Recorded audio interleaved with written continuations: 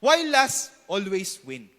Yung lust po na yan, may struggle na po tayo within. Hindi na po mawawala yan.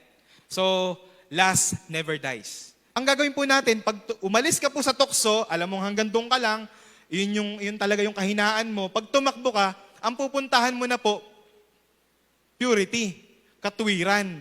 Hindi pa pwedeng tumakbo ka doon, tumakbo ka rin pabalik at mas malala pa.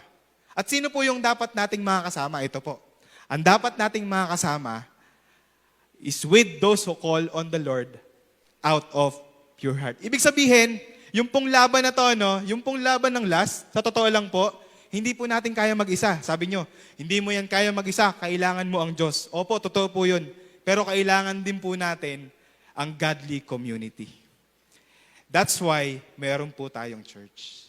At kung nasa church ka ngayon at may tinatakasan kang tukso, congratulations, mapagtatagumpayan mo na yan.